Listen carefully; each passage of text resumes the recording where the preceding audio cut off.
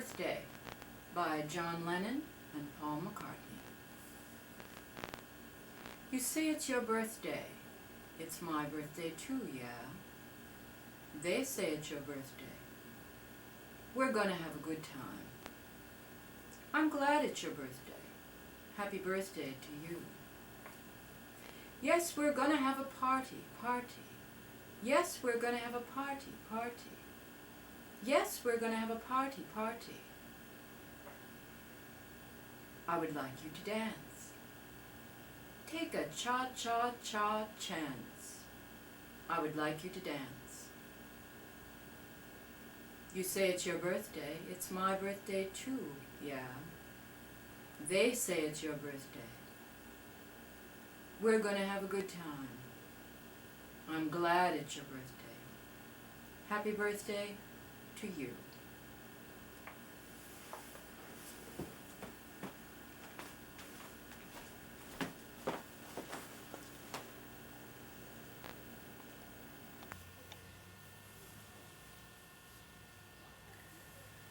I first met John many years ago in a club.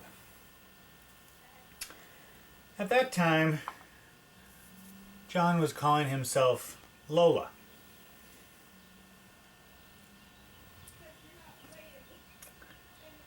We haven't seen each other in years. But I'm so glad to have this opportunity to say happy birthday.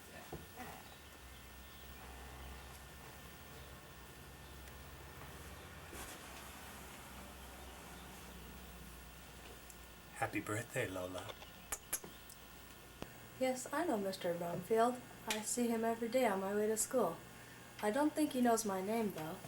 See, he always rolls down the window, says, "Would you like some candy, little girl?" Happy birthday, Mr. Brumfield. See you on Monday. I once had a little boy that I used to babysit for. His name was Johnny. He loved the trains. He used to love to have me drive around so he could see the trains. So one day I thought I'd take him in town on the train. So we parked and got on the train and started. It was one of the worst trains I'd ever been on. It was the old plush car, and it was crooked and everything. He was looking out the window and he was just fascinated. Just as the conductor got to me, he turned and said, "Oh, isn't this wonderful?" And his face just beamed. And the conductor and I both laughed. Well, when I got in town, I found there was a train going right back out. And so we got on this other train and started out. It had the same conductor. And as he came up to me, he said, "Lady, you are a bear for punishment."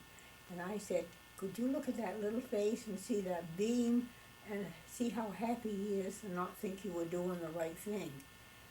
Well, I guess that's all. And happy birthday, Johnny. I never really knew John, but I have heard some stories. He used to live across the street, and now they're taking the house down. I'd love to know what those stories are.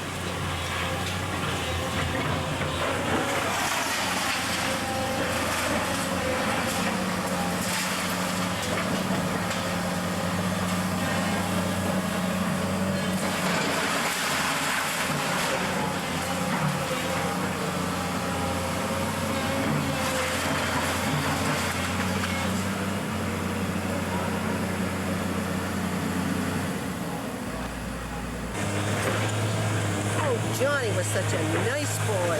I don't know why they're tearing that house down. Happy birthday, Johnny.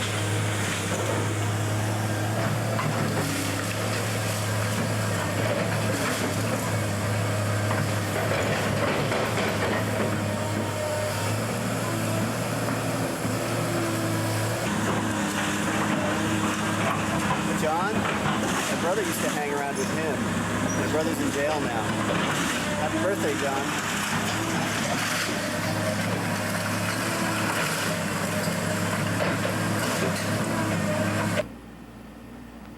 Hi, Johnny. You probably don't remember me, but I was your first grade teacher. And there was a little incident I remembered about you, that you had to go to the bathroom, and you were afraid to tell me, because everybody that went to the bathroom had to put their names in the book, and you didn't want your name in the book. Well, what happened was, you had an accident, and your name got in the book anyway, but I had to bring you home to be cleaned. And when I brought you in, your mother had to pick you up under the armpits, put you in the tub to clean you all up so you could go back to school. But anyway, it wasn't so funny that day, but now that I look back, it was a funny day for you. You poor child. Anyway, happy birthday, Johnny.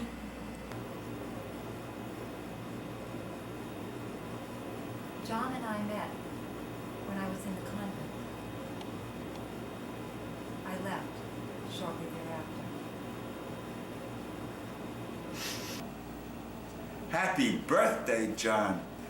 John is a very holy man. Very good. You know, I think I remember John,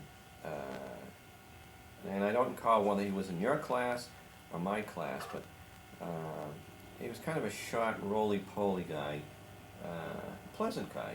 You know, he kind of blondish hair. No, I don't think that was John. John was the tall kid. Tall, thin. Was he in your class or mine? Well, he was in your class. The only tall guy that we had in our class was kind of a red-headed guy. And he walked with a limp. Wasn't he the kid you got in trouble with? No. I know who It was John a girl I got in trouble with. John was... That's John. We never liked him. Happy birthday, Happy birthday, John. John.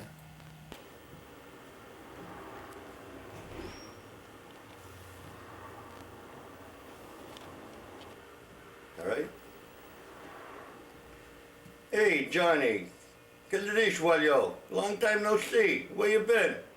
Remember when you used to work for me? Used to pick up the money? Huh? I hear it's your birthday. You've been robbing me. Good luck. Keep the money. Okay.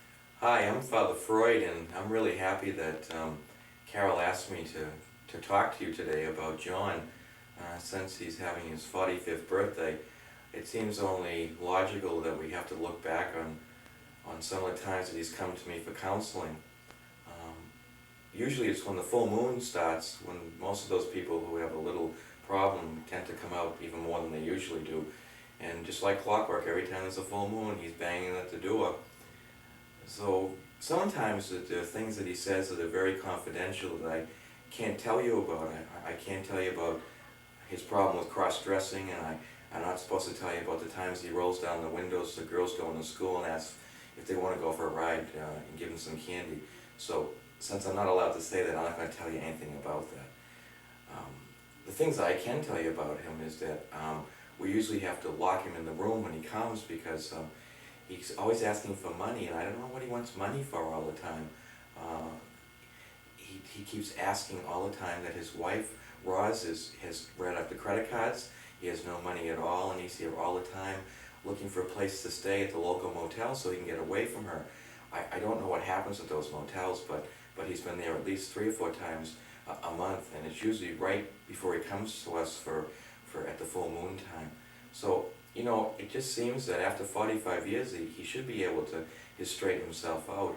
So I think the best birthday present we could give John is that we send him away to a place far, far away on an island that he won't be able to go to any of these more motels and won't be able to roll the window down in the car anymore. That'd be a wonderful birthday present. So, happy birthday, John. John Brumfield? I've only seen John Brumfield twice since the 60s. First time was in 1975. He was in a Volkswagen. He was semi-comatose. He was carrying a bottle of Ripple, and he was on his way to the airport. And I leaned in. was in the back seat. And I leaned in through the window and I said, "John, I'll see you in 1990. That was the last I saw John. Until 1990. And in 1990, in fact, in December of 1990, I saw John Brumfield in La Bernardin restaurant in Manhattan. He was wearing a scarf that cost at least $200. He was clutching a pair of FAO Schwartz bags full of toys. And he was sipping a Corton Montrachet. And as I went up to greet him, the head chef sent out complimentary hors d'oeuvres to his table. I can't wait to see John Brumfield in the year 2000. Happy birthday, John.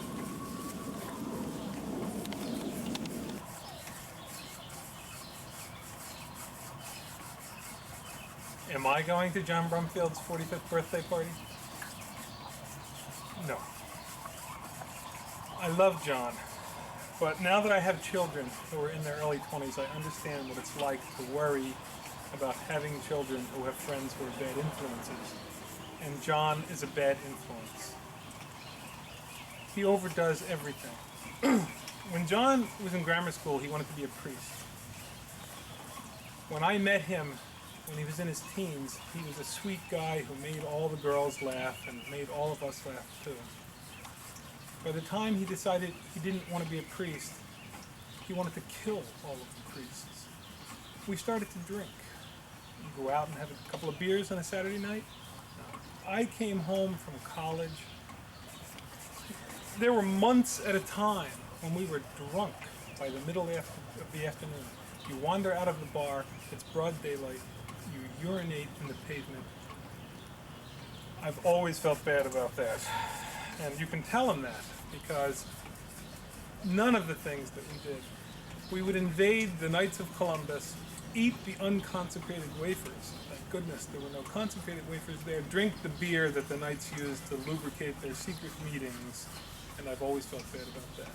When it came time to have a joint, just to split a joint, we would smoke so much marijuana that we would sit on the floor and be unable to move for the remainder of the evening. We would gather our strength together, maybe, go down to the corner store and have a fudge brownie and vanilla ice cream with a frap to wash it down. We would wake up in the morning and go down to the same little luncheonette down at the end of the block and sit there shaking while we had our bacon and eggs with a frap to wash it down. If it was a big night, we'd get on the bus going down to Dudley Street and go up the ramp, and it would come around the ramp as it went to the second floor, and we'd see the lights go by that hung down from the cavernous ceiling, and that would be what we did. I love John. I've never had a better friend. I was with him on his 25th birthday. It was a small affair. I promised him then I would be at his 65th birthday, and I will. But if you see him on his 45th birthday, tell him I love him. And I have a song that I want to sing for him. Trying to remember how it goes. Oh yeah, this is it. It's one of his favorites. 'Cause we're going to the chapel and we're gonna get married. Hi, Johnny. Going to the chapel. For he's a jolly good fellow. For he's a jolly good fellow. For he's a jolly good fellow. Which nobody can deny. Clean these off.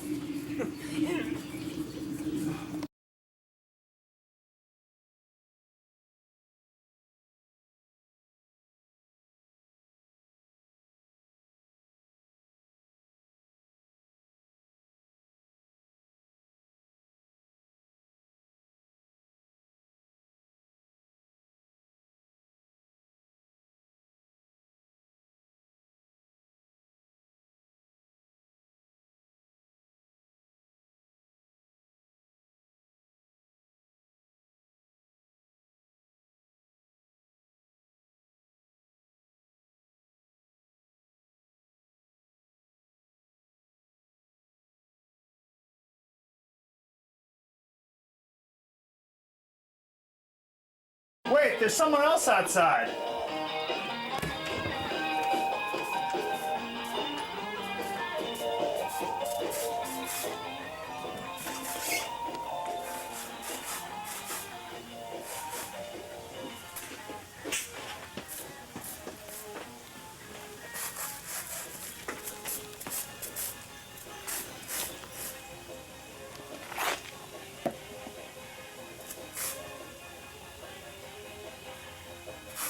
Oh, what a glorious day!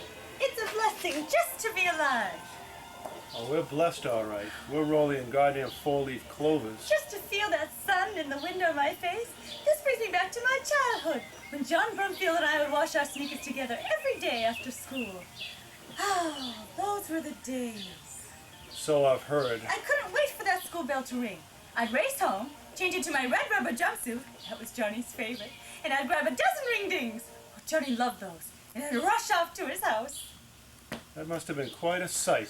Of course, in Philadelphia, it probably seemed normal. Oh, yes. Nobody could wash sneakers like John Brumfield.